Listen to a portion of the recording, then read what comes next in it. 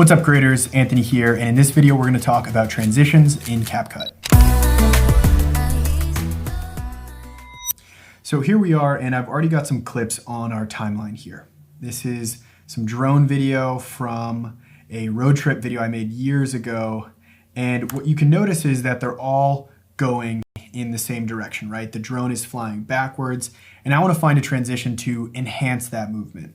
So all we need to do is come up to the top left-hand side of our screen, and I've already selected the transitions panel here. One of my favorite transitions is pull out. So I'll search for that, and now if we hover our mouse, we can get a little preview. It's basically zooming out, right? So you can see this is going to match the motion and enhance what we've already got going on in our video. So to use a transition, it's really simple. You just drag and drop it onto the junction between two clips. So I'll take this and now drag it down, and now we've got our transition. You can see it right here in between the two clips. Now if I want, I can increase the duration or decrease the duration of the transition. For this one, I'm actually going to increase it to the full length, and now let's play through this.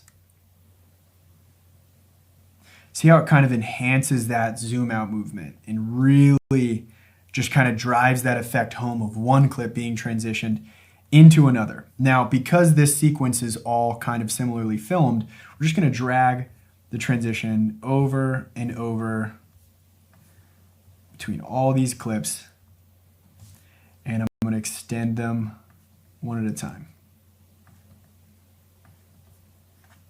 And now we'll play through it. And you can see we've got a really cool sequence transitioning one into another.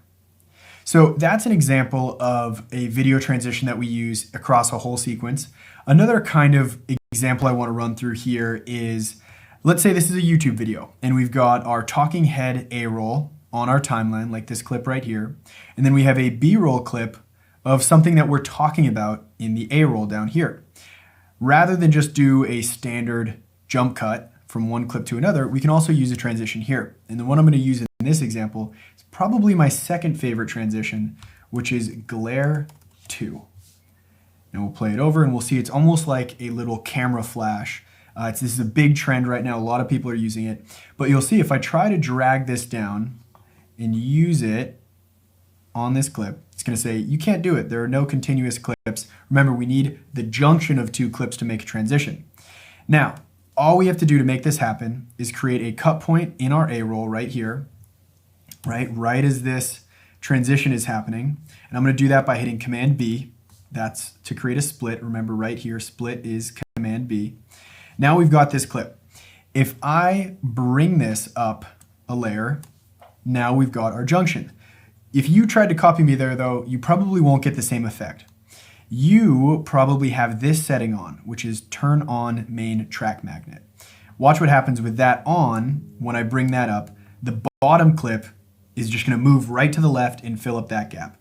That's because on the main track, we have this magnet feature turned on, which is always going to fill up a gap by moving a clip. Again, if I hit Command Z and just show you how it looks, I'll bring this up and look at that. Immediately that clip fills it up. I typically leave this setting off, so I will come here and turn off the main track magnet. And now this lets me bring it up. It allows empty spaces to be in our timeline. So now I can drag the glare transition down between our two clips, and we've got a really nice, let me just mute the audio. And now we've got a nice transition going from one clip to another. And if I wanted to do another transition out, we would just create our cut point, drag that up, and there we go. Play through that.